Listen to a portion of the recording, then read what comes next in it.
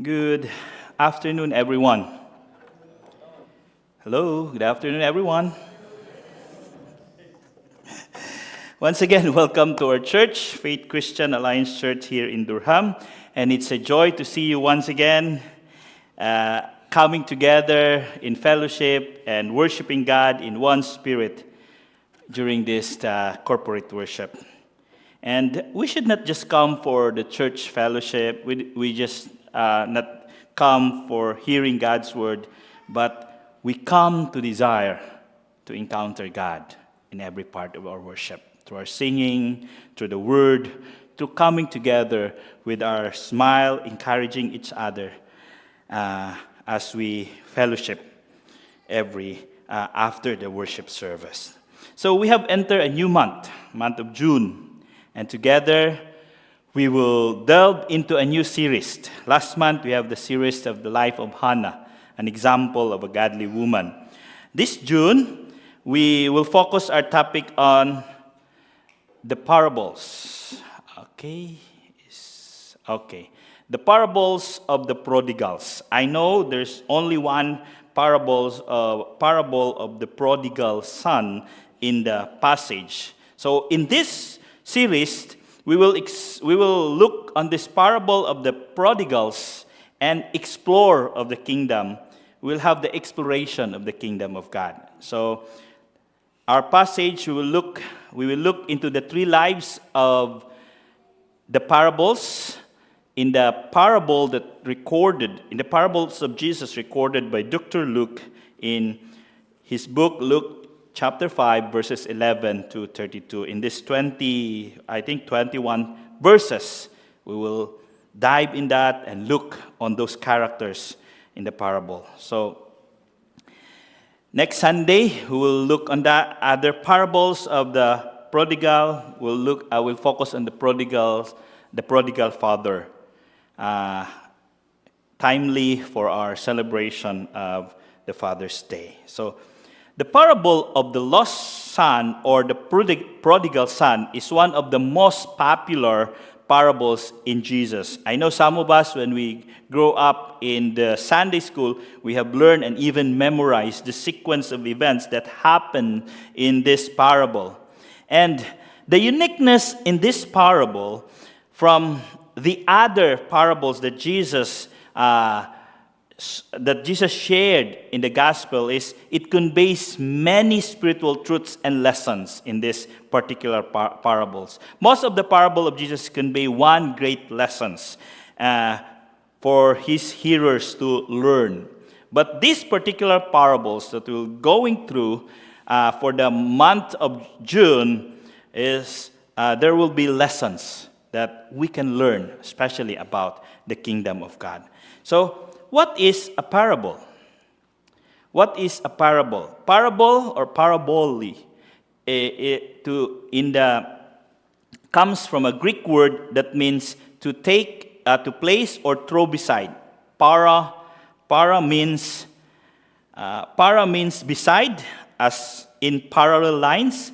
Bole means to throw or to place. So, teaching through the parables involve placing two elements side by side to enhance understanding through contrast and comparison. So parable is an earthly story with heavenly meaning. So we will be having this earthly story, but the implication has heavenly impact.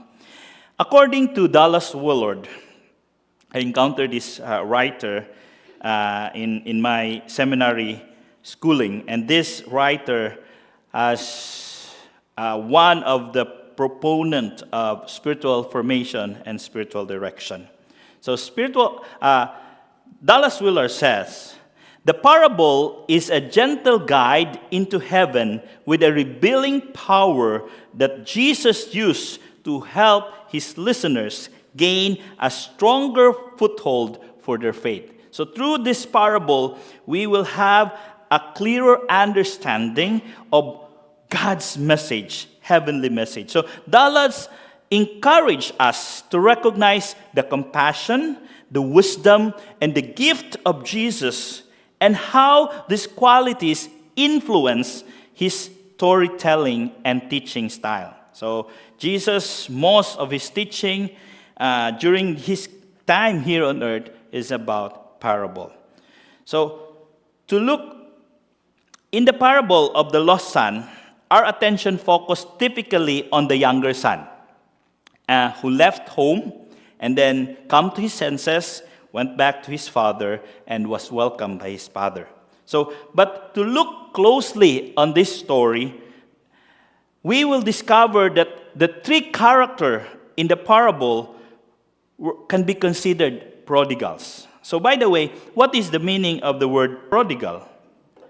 Prodigal, according to Cambridge Dictionary, it defines as spending or using large amount of money, time, energy, and others, especially in a way that is not very wise. So we will look at how these three characters, the father, the younger son, and the older son, how they become a prodigal in their own way. So the parable of the prodigal son illustrates about God's kingdom. As what I have said earlier, parables are earthly stories with heavenly meaning. So what does it mean to live in the kingdom versus outside the kingdom? And what does it mean living under the king of that kingdom? So in Matthew chapter 4, verse 11, verse 17, this is what Jesus said. From the time on, Jesus began to preach. This was after his baptism. Jesus said, "Repent, for the kingdom of heaven has come near." So many has misinterpreted this word of Jesus when he said, "Repent, for the kingdom of heaven has come near." Most people associated this statement of Jesus about the end times, the coming of the kingdom. However, the preaching of Jesus refers to the kingdom here. Jesus is telling that the kingdom is available now, and it's not an impending thing that will happen anytime or anytime soon. It is something that has already occurred. That's why Jesus said, the kingdom of heaven has come near. So no matter what shaped the future realization of God's kingdom, when Jesus returned with his power and with his glory, we already celebrate. We can celebrate that the kingdom of God is already here through Jesus Christ. It arrives when Jesus came on this earth more than 2,000 years ago, and that is the most beautiful part of the history when Jesus came and he brings that kingdom. So in other translation like the English Standard Version, it says, "Repent, for the kingdom of heaven is at hand." So the word "at hand" here, Dallas Willard describe it or illustrate it as Jesus speaking to someone and pointing his hand. For the kingdom of God is at hand here. It's like you are inviting a guest and you are pointing the guest, here's the dining room. The dining room existed already, and the guest was introduced to the dining room. It's something like that. When Jesus said, the kingdom of heaven is at hand, Jesus is pointing the kingdom is here. So according to Dallas Willard, John the Baptist's message has been to repent, for the kingdom is coming. But when Jesus came in his person, brought the kingdom of heaven into the lives of those people around him, so they could experience the kingdom of God through his presence in their lives. The kingdom of God is here, and we are invited to be part of that kingdom. Maybe we just don't realize it because we have another expectation of what kind of kingdom of God has established. The first part of our series of the parable of the prodigals, we will explore on the life of this younger son. So I put the title, the parable of the prodigal son, life outside the kingdom. But before going further, let us pray and do the left hand, right hand prayer. Put your right hand on your chest and say, Lord, prepare this heart for your word. And for your left hand, pray that the word will be delivered clearly.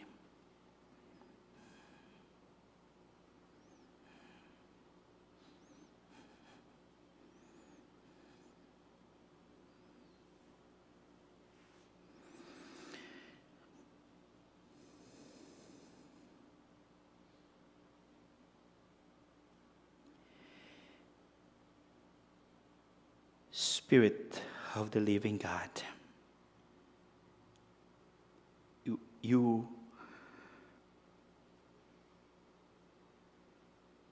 Jesus promised you to be our helper. And right now, Lord, we ask the Holy Spirit to come, to be in our midst, to minister to us in a very special way. Lord, as you have touched my heart, as I've dived into this passage, allow it, oh God, to speak to your people right now. I pray for your word, oh God, to penetrate and to minister to the needs of your people. You know the very need they have right now. You know their struggles. You know what they are going through. And let the Holy Spirit speaks. The Holy Spirit be the real preacher at this time. Less of me, oh God, more of you, Holy Spirit. More of you, more of you. In your name we pray. Amen. Amen. This parable begins by introducing the three main characters. What I have said earlier, the father with the two sons, as what introduced by Jesus, the younger son and the older son. So for today's message, we'll focus first on the younger son. We will look into different areas of the life of this younger son and what lessons can we draw from his experience. First, let us look on his pridefulness. Verses 12 to 14a. So the story starts with the younger son's request in verse 12. So what was the request? Here's the request. The younger son spoke to his father. He said, Father, give me my share of the family property. So the father divided his property between his two sons. So with boldness, he was so bold enough, this younger son made a request to his father for a portion of that state, the family state. So in Hebrew, state planning was relatively straightforward. They're so straight about this one. So the patriarch would allocate his states among his living sons. Only the sons were allowed to have an inheritance. So granting that the eldest also will receive a double share because the eldest has also the right to become the family leader. Although the law of Moses and the Jewish customs did not allow any man to deviate from the tradition and favoritism, they did permit some flexibility. So they can customize their sharing of inheritance. So later on, this tradition further expanded this flexibility, allowing the father to distribute his estate before his death. They call this as a form of early inheritance distribution. So while the father can choose to do this willingly, it was scandalous and arrogant for a son or a child to demand his inheritance. It should be the father's discretion and not the demand of a son. So by insisting on an early inheritance, this younger son effectively make the cut the ties of his father to him. So from that moment on, there would be no relationship. Authority figures will be cut on that moment. Responsibility to uphold the family legacy will be cut, and the communication. So in essence, this young son treated his father as already dead. So the Amplified Bible calls the action of this son is inappropriate. His pridefulness pushed him to have the audacity to request inappropriately. So this pride act of the son, indirectly saying that he wanted a life away from his father. He wanted a life away from the shadow of his father. He wanted to be his own. He wanted to build an identity of his own so that no one could intervene. No one could stop him, whatever he would want to do. So the last sentence of the verse shows how the father was so merciful. And we will talk about this father, as I said, next week, how this father become also a prodigal father. So it is stated in the last part of the verse, it says, so the father divided his property with 2 sons. So the inappropriate act like this, asking for inheritance while the father is alive, does not deserve mercy. But the father shows mercy to the son. What the son should deserve is condemnation. The father has every right to deny this request of the younger son. Yet, without even a hint of disapproval from the father, he divided his estate and gave the share to the son who requested it. So the son's actions was rebellious and a sign of stubbornness. And the law of Moses had a provision about this, what to do to this kind of son, to a rebellious and stubborn son. So let us look at the provision of the law. Deuteronomy chapter 21, verses 18 to 21, it says, if someone has a stubborn and rebellious son who does not obey his father and mother and will not listen to them when they discipline him, his father and his mother shall take hold of him and bring him to the elders at the gate of his town. So this is what will happen. They will say to the elders, this son of ours is stubborn and rebellious. He will not obey us. He is a glutton and a drunkard. Then all the men, remember, all the men in his town are to stone him to death. So this is the command. You must purge evil from among you. All Israel will hear of it and be afraid. Wow, that's too much. That's awful law. And that should be done to the son. That could be the course of action of the father in response to the inappropriate request of the son. Yet the father has shown mercy instead of anger and wrath to that son. So maybe the father was thinking that you do not know what you are asking, yet I am giving you this one. I am granting your request for you to learn from it. The father has seen the pridefulness in his son's heart. And no matter what kind of persuasion the father does, it will not change the son's heart. Why? Because it was blinded by his pride. We had this prideful son. Where this pridefulness will lead him. Yes, it will lead him to freedom. It will lead him to independence from his father's eyes.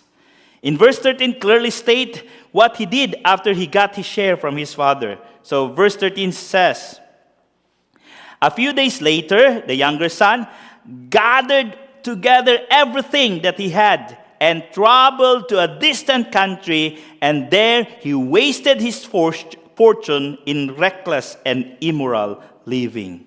So after the son got his share, with excitement, he prepared and gathered everything. Take note, there's no card at that time. So it should be in cash-to-cash basis if they have cash. So he has to gather everything, bring it, and went to that faraway country. Take note that he gathered everything he had. He did not leave anything. This implies that this son has no intention of coming back. He has no intention of going back to his father. Then he traveled to a distant country, away from his father's home, away from the community, from the town that they are living, and went to the place that nobody knew him, and nobody was aware of what he has done to his father. See, he wants to distance himself from his family and may not want to have any association with them. So this son was really aware of the consequences of his action. And the community would not tolerate that kind of behavior. And they would constantly torment him, constantly reminding him of his stubbornness and rebelliousness. So it would be better for him to go into a distant country where no one knows him, and in that way he can continue to live a life of pride, and no one could stop him. In that distant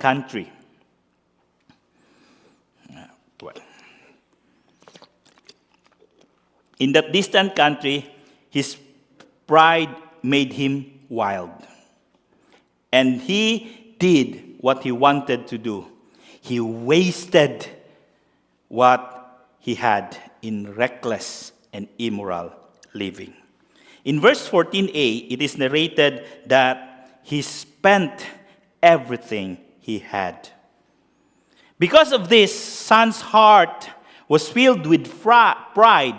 He wanted to showcase himself that, I achieved the dream of my life. This is the kind of life that I dream for, without realizing that he's wasting what he have gotten from his family. This son achieved the desire to enjoy life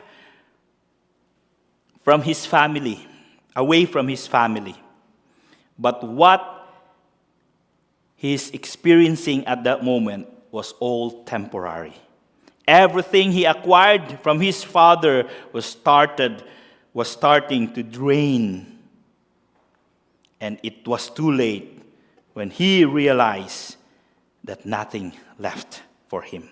In this parable of the lost son, this son chose a life outside the authority of his father. He wanted a life of his own where he could have lived a life that is away from the influence, of his father. Through this youngster's choice, he experienced the kind of life a person outside the domain of his father.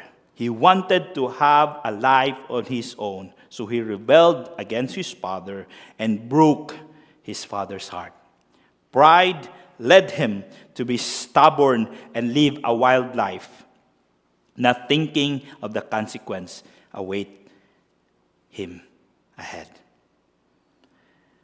There was a turn of events that happened in the story, from a prideful wild life to a life of nothingness, nothing at all. So let's go to what happened next. His nothingness. Let's explore this point in his life that he has nothing at all. So the life that he chose in the far country was not the life that he expected. The fun, the friendship he acquired were momentarily, were just for a moment. And as his resources starting to deplete, his resources hit the bottom line, then this time, his friends started to drift from him. In verse 14b, the country he chose to waste his money on a wild living experienced recession. So here's what had happened. A severe famine arose in the country, and he began to be in need. So the time has come that his money and all that he has was all used up. Life was fun when he had everything. And he was become attractive to many people. And people will call them, my friend. If you have a lot of money, you have a lot of friends. And we'll call you, oh, come on, my friend. They will entertain you. But as his resources was running out, his friends started to drift away from him. When he began to be in need, he had no one to call and ask for help. He was left with nothing. Let us assume that when he arrived on that country, that faraway country, he made a few investments when he arrived. But the place was hit by severe famine, which affected everything. So even that investment he made, it was shattered into pieces because of what had happened. So when we talk about famine in the ancient history, it's a terrible. When you look back to the history, when famine strike to a place, either half of the population or the entire population will be eradicated. So histories has documented it. Historians had records about it, of extreme measures, how these individuals want to survive. So there were records that what they took just to survive, such as eating grass, eating the shoe leather, eating garbage, and even the flesh of the seed new neighbors. They will eat it because they're struggling to survive. The situation there in that faraway country where the son chose to go was worsening. So he tried to look for a job to compensate for his needs. But not just for personal need, but also the need for survival. As it is narrated in verse 15, it said, he went to work for someone who lived in that country. That person sent the son to the fields to feed the pigs. Because he needed to survive, this prodigal son was forced to do a job to strangers, which ironically, he did not do it when he was with his father. So driven to survive by any means as possible, he hired himself out and took a job of feeding the pigs. The move of this young son indicate that he was so desperate. He was in a desperate situation that even taking a job of feeding pigs, he grabbed it. Which is, at that time, no one wants to take that kind of job. At that time, no one will took that position of feeding a pig. Remember, last December, I talked about the shepherds. The shepherds were considered unclean and outcast already, tending the sheep. What more? How people will treat those people who are feeding pigs. So verse 16, we'll go to verse 16, will give us the most pitiful description of this young son who had everything that he had, left everything, the life that he had with his father, and chose to live a wild life away from his father. So this is what had happened to him. The son wanted to fill his stomach with the food the pigs were eating, but no one gave him anything. Wow. Swine herding at that time, the paid was next to nothing.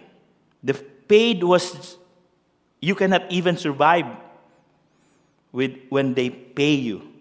So this guy found himself with the pig and have the interest to eat what the pigs was eating. So the Amplified Bible gives us a more profound description of this son's situation. So here's what the Amplified Bible says. So he would have gladly eaten the carob pods that the pigs were eating, but they could not satisfy his hunger, and no one was giving anything to him. So he is really in a desperate situation. Carob pods looks like this. So it's consisted of hard, bean-shaped seed enclosed with leathery pods, and they are hardly edible for humans, and not even a preferred option for livestock. So try to picture this young son, this prodigal son, who had everything that he could enjoy, the food that he wanted there back home with his father. And right now he is deciding to eat this kind of food, the least food, typically to be given for pigs. But however, due to the extreme poverty at that time, the extreme famine at that time, the owner of the herds decided to give this kind of food to the herds. And this son of the wealthiest man was willing to even take this kind of food. What a desperate moment for him. This young son thought that he could find himself and make his own identity away from his father. But what had happened was he lost everything, and even he lost himself. Because of pridefulness, he was brought to nothingness. He was pushed to the wall of desperation that brought him to his senses. The life and relationship that he turned his back on were a better life than what he chose. That life outside the kingdom of his father was all about desperation and greed. That everyone outside the kingdom of his father was only concerned of themselves, and no one cares for others, not even try to extend care for him. In this state of nothingness, he chose not a prideful thinking, but he come to his senses. Instead of thinking, I could survive this, because I make this choice, I won't return to my father until I prove that my action is right. But no, instead of thinking that, he decided to humble himself. So let us look at the third part, his humbleness, from verses 17 to 19. So now in verse 17, he came to a point of realization. So his nothingness brought him to realize and recognize that the life he chose had brought him to destruction. So verse 17 says, but when he finally came to his senses, he said, how many of my father's hired men have more than enough food while I am dying here of hunger? The first part of the verse suggests that his decision that he has taken before, his decision to ask for the inheritance of his father while his father was still alive, he acknowledged it that is out of his mind. That he was out of his mind. That he was senseless at that moment. And now he has finally come to his sense and realized that it was wrong decision. It was a wrong move. His pride made him lost his senses, but his nothingness brought him to a full recognition of his stubbornness and rebelliousness against his father. So as his senses returned, he started to recognize what kind of person his father was. He recognized the goodness of his father, that his father's kingdom, that in the kingdom of his father, all his hired servants have more than enough food, while he is in the situation where no one wants to give him something to feed his empty stomach. In this point, he confessed that his father was a gracious man, and the service at home was far better as a than a free man in that faraway country. His master, the owner of the pigs in that faraway country, has no mercy. But his father showed mercy and generosity towards the people who were serving him. He now realized that in his father's place, provision was abundant, unlike the place he chose, where he will be dying of hunger. So after recognizing the goodness of his father, after reflecting and contemplating how good his father and the badness of his decision, he come to make a resolution. So in verses 18 and 19, he says, I will rise and go to my father, and I will say to him, Father, I have sinned against heaven and you. I am no longer worthy to be called your son. Treat me as one of your hired servant. So, had this young son recognized the truth and refrained from making any resolution to act, he would have felt regret and remorse of his decision. He will just regret there, and I don't know what will happen to him. But this son resolved to take action by saying to himself, I will rise, I will go to my father, and I will say to him these things. So the son made 3 actions after his realization of what kind of person his father, on what kind of life that he misses under his father's kingdom. First, he decided to arise, to stand, and not letting the situation succumb to him. Then he chose to go by making his first step to his father's place. And then while he was walking slowly,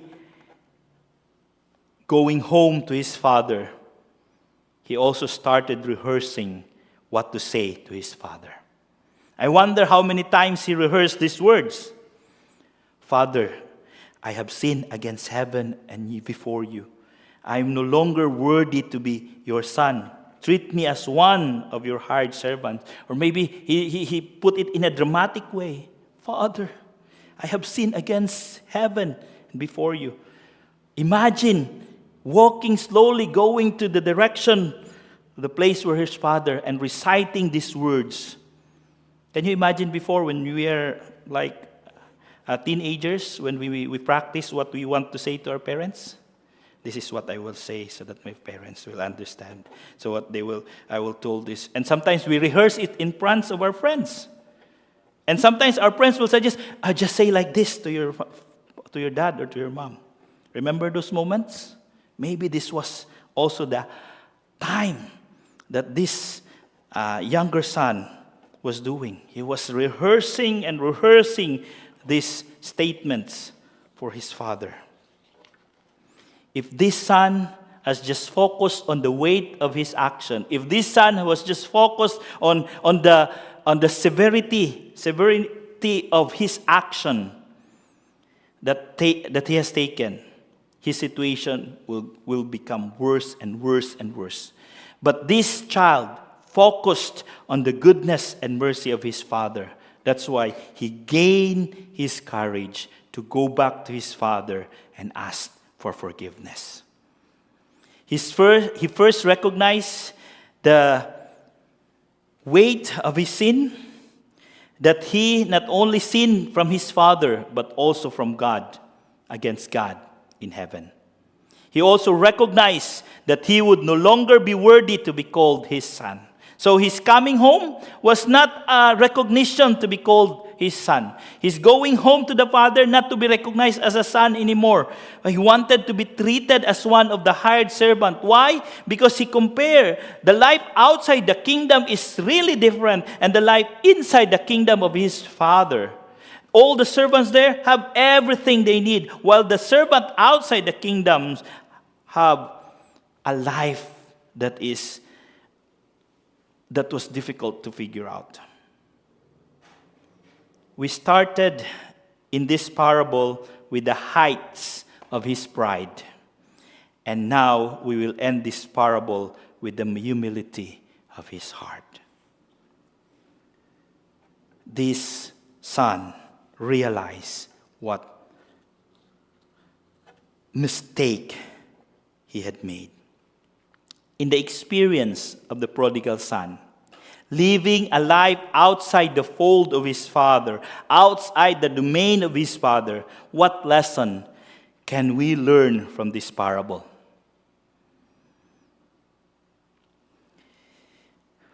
Are we mirroring ourselves to this prodigal son? If you have seen, there is a very popular statement, this Boy Abunda in his interview, yung tinatawag niyang mahiwagang salamin.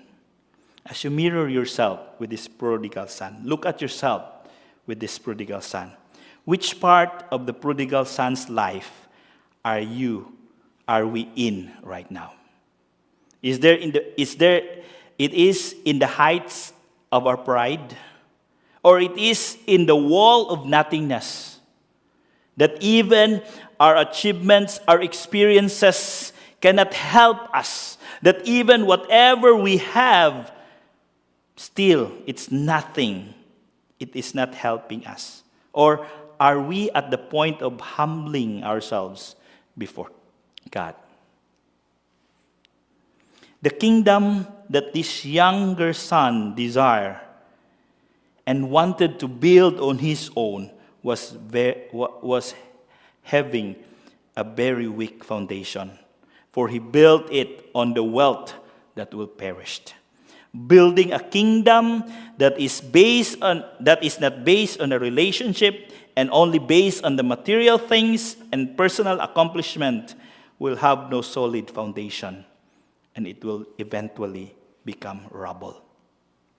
Dallas Willard quoted John Calvin's statement that it says, "The surest source of destruction to man is to obey themselves." And this is what we are hearing right now in the younger generation.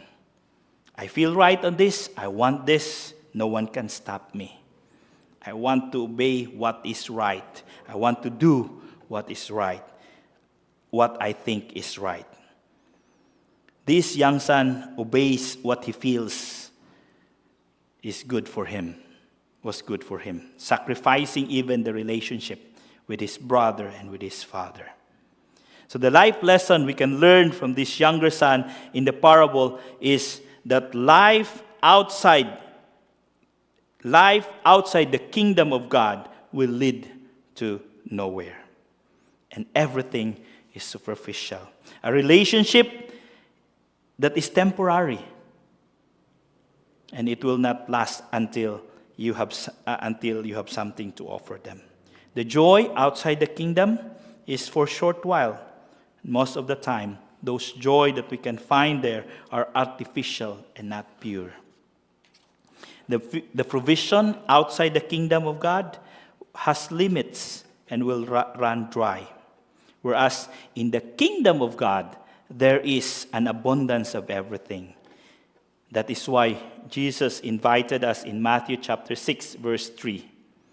Seek first his kingdom and his righteousness, and all these things will be given to us. It is the seeking of God's kingdom first. Because in God's kingdom, there is the fulfillment, there is satisfaction, there is everything that we need. Seeking God before anything else will safeguard us from becoming like the prodigal son. If we will always seek God, it will prevent us from becoming like the prodigal son. Let us do then an examine into ourselves. Look at inside of yourself. We are halfway through 2025. Let us reflect back of the last 5 months that had passed. Do we sense that we are living on our own, away from the presence of God, away from the kingdom of God? Are we making or building our own kingdom instead of living under God's kingdom? Do we feel lost because of forsaking God and only being mindful of what we want instead of what God wants for us? I invite everyone to do the VIM application, the VIM application. V stands for vision. We must have the vision to live a life in the kingdom of God. Have that life. I want to have this life in the kingdom of God, under God's kingdom. That we see ourselves living a life in the kingdom of God. And this vision alone will not survive without our intention to make it happen. So this vision is from our head, from our mind. We have the vision to live in the kingdom of God and not outside the kingdom of God. We can learn more about the kingdom of God by reading His Word. And after having that vision, put it in our hearts, the I. We have the intention. Intention. The intention that we must intend to become a person who lives and seek the kingdom of God. To live and to seek God's kingdom in our lives. In our intention, we let our vision happen by employing the means to make it happen. Making that intention to do it every moment of our lives. We have that intention. That intention will come from our hearts. And the M is means. We need to seek out and apply all the means until we find ourselves, through His grace, living under His kingdom and obeying and being influenced by His righteousness. This means to put God first in every aspect of life. In our decision making, we have to put Him first. In our planning, we have to put Him first. In our application for a new job, we have to put Him first. In our family decision, we have to put Him first. In our choices of courses that we will take, we have to put Him first. In seeking a lifetime partner, seek Him first. We should exercise putting His will first before anything else in everything we do. In every relationship, in every decision, recognize God and make Him the center of everything. Centering our lives around God is an act of total surrender, acknowledging that we are nothing without Him. The nothingness of the prodigal son brought him back to the presence of his father. And he was able to reflect that in the life of the life that he had with the Father is more abundance than a life outside the kingdom of God. My friends, I want you to look back, to have this vision, to have this intention, and to have this means to live a life under God's kingdom. Pray and commit that vision. Pray and ask the Holy Spirit to help you to be able to fulfill that intention. And ask the Holy Spirit that by all means, you will always prioritize to acknowledge God and to make God the center of every decision that you make.